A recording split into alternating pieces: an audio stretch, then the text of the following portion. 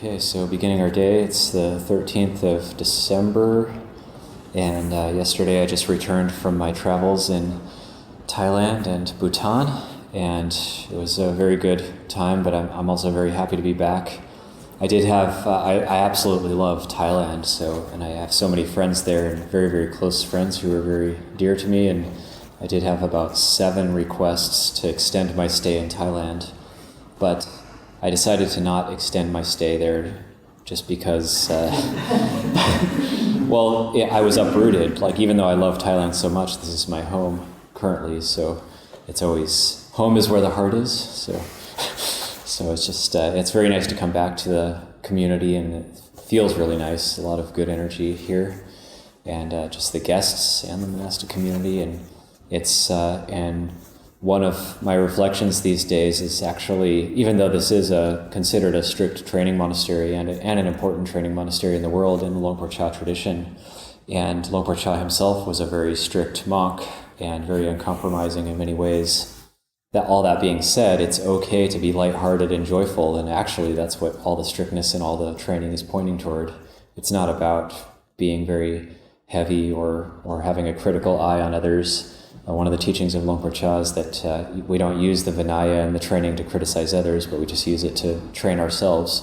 So if we use it to train ourselves, then there's a sense of refreshment and lighthearted joy that comes up from that, and that we can sustain that all the time. And also, the more we practice mindfulness, and the more we align ourselves with the Noble Eightfold Path, then the more the mind is always going to have a sense of being refreshed and cool and peaceful, a sense of ease and well-being, and a sense of joyful community that comes up from that.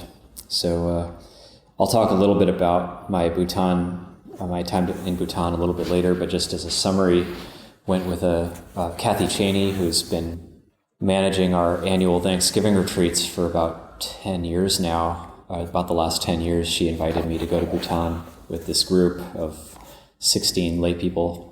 And I told her, well, I would like to go, but only if I can have another monk with me. So then I was able to take Ajahn as well. And so the both of us were able to go to Bhutan, not as teachers, but just following along with this group. So we did a little bit of teaching because it ended up happening naturally over the course of the trip, and ended up through the course of taking hikes and spending time at different temples. Then we ended up talking with different members of the group, and that ended up turning into teachings.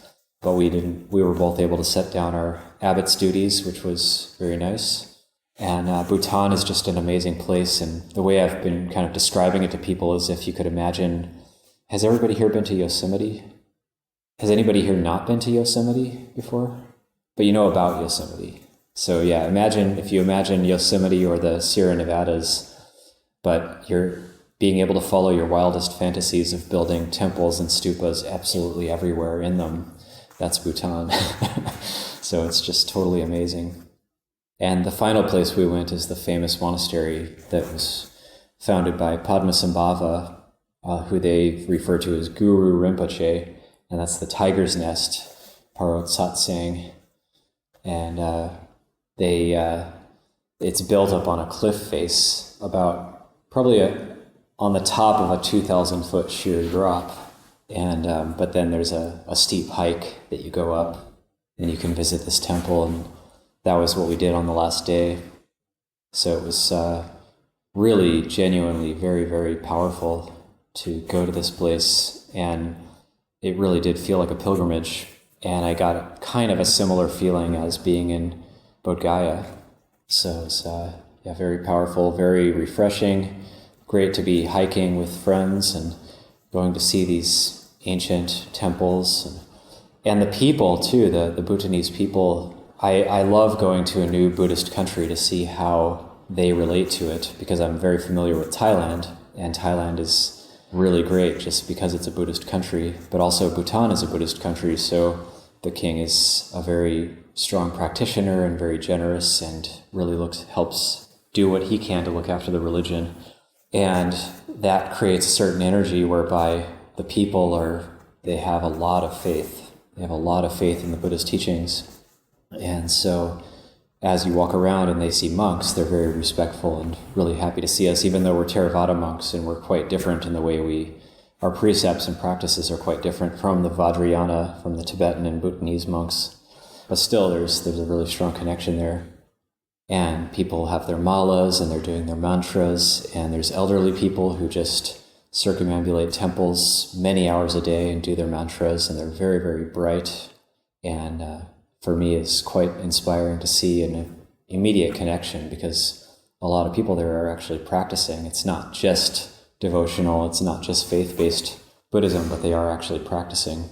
And also, it's very active up in the hills at these remote temples. There are currently people doing 3-year retreats and longer. And there's even, it was pointed out to us, one house in the distance up on near a cliff face where there was a monk in lifelong retreat.